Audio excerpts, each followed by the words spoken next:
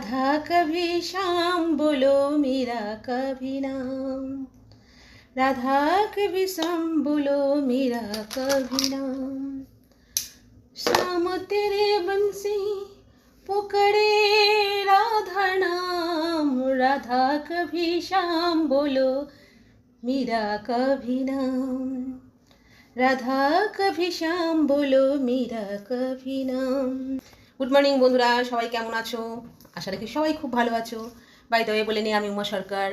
আমি সকালবেলায় তোমার 11 থেকে 11:30টার মধ্যে একটা ব্লগ ভিডিও দিই, কিন্তু এখন আমি ব্লগ ভিডিওটা রেডি করে উঠতে পারছি না। তার কারণ হচ্ছে এখনই আমাকে বেরোতে হবে, সেই জন্য আমার তো এডিট করার টাইমটা হয়নি। আর রাত্রিবেলা একটা রাত করে শুই, যে রাতের বেলা আমার পক্ষে এডিট করা সম্ভব হয় না, যার জন্য আমি সকালে এডিট করি। কিন্তু এখন যেহেতু বেরোবো, সেই কারণে আমি কি করে এডিট করবো বন্ধুরা এখন।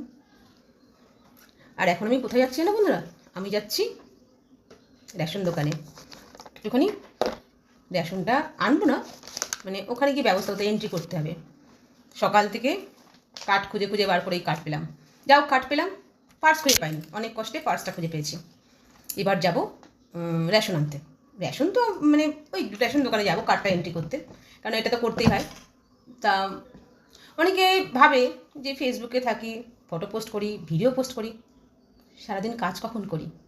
কিন্তু বন্ধুরা, আমরা কিন্তু কাজটা করি আমাদের মতন করে, টাইম বার করে। তার মধ্যে সংসারে বাচ্চা থাকলে পরে তাদেরও একটা যত্ন আত্মীয় আছে, লেখাপড়া আছে, সেগুলো আছে।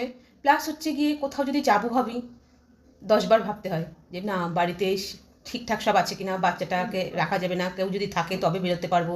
যেমন আমার হাজব্যান্ড যদি বাড়িতে থাকে আমার পক্ষে বেরোনোর সুবিধা, হাজব্যান্ড যদি না থাকে না, অফিস যায় যদি, তাহলে তখন আমার তোজোকে বাড়িতে রেখে আমার যাওয়া সম্ভব না। আমি তখন চেষ্টা করি যে তোজোকে সঙ্গে নিয়ে যাওয়া, আর না হলে বাড়িতেই থাকার। তাও যারা যারা প্রশ্ন করে যে এদের তো সবসময় ফেসবুকেই দেখি ভিডিও করতে, ঘরের কাজ কখন করে? যে চুল বাঁধে না, সে রান্না করতেও জানে, তাই না? একটা প্রবাদ প্রচলন আছে না, চুল বাঁধে যে সে রাঁধতে পারে, যে চুল বাঁধতে পারেও সে, অনেকটা সেরকম ব্যাপার। তা আমিও সেটাই বলতে চাইছি। অনেকবারই বউরা আছে যাদের হচ্ছে ঘর সংসারের কাজ এগুলো নিয়েই ব্যস্ত থাকে। এই বাইরের যে কাজটা আছে না, ব্যাংকে যাওয়া বা ইলেকট্রিক অফিসে যাওয়া বা রেশন দোকানে যাওয়া, এগুলো করতে হয় না। কিন্তু আমার ক্ষেত্রে এগুলো সবই করতে হতো, কারণ আমার হাজব্যান্ড সকালবেলা অফিসে চলে যায়, সে বেচারা আসে রাত্রি 8টার সময়। বেচারা বলছি যাই হোক, এই ক্ষেত্রে তাকে বেচারাই বলা যেতে পারে, কারণ তার হাতে সময় থাকে না। এখন অনলাইন ব্যবস্থাটা হয়ে গিয়ে কিছুটা আমার চাপ কমেছে, সেই জন্য রেশন দোকানের চাপটা রয়ে গেছে, বাদবাকি দুটো চাপ কমে গেছে, ঘরে বসেই ব্যবস্থা হয়ে যায়, যেটা আমাদের ডিজিটাল মিডিয়ার মাধ্যমে এই সুবিধাটা হয়েছে। তা যাই হোক, এটা আমাকে করতে হয়, অনেকে করার প্রয়োজন হয় না, হাজব্যান্ডরা করে দেন। তাই সেই ক্ষেত্রে তাদের একটা সুবিধা আছে। কিন্তু যাদের ধরো ঘরও সামলাতে হবে, বাইরের কাজও সামলাতে হবে, তাদের কিন্তু সময়টা আরও বেশি মূল্যবান। তা সেই ক্ষেত্রে তারা চেষ্টা করে যে সময়ের মধ্যে সব কিছু করার। আর বাচ্চা কাচ্চা থাকলে পরে তো তাদের স্কুল সব টাইম মেনটেন করে করতে হয়। তা এগুলো সব করার পরে যদি একটা মেয়ে ফেসবুকে নিজস্ব পোস্ট করে বা সেখানে যদি করে আনন্দ পায়, তাতে কিছু ভুল নেই। ভালোবেসে যে কাজটা করবে না, তার গুরুত্ব অনেক বেশি। যাই হোক, আমি এখন রেডি মোটামুটি হয়ে গেছি। একটা টিপ পরবো, কারণ কপালটা পুরো খালি রয়েছে। আমি অ্যাকচুয়ালি সাজগোজের মধ্যে লিপস্টিক, টিপ, কাজল আমার ফেভারিট।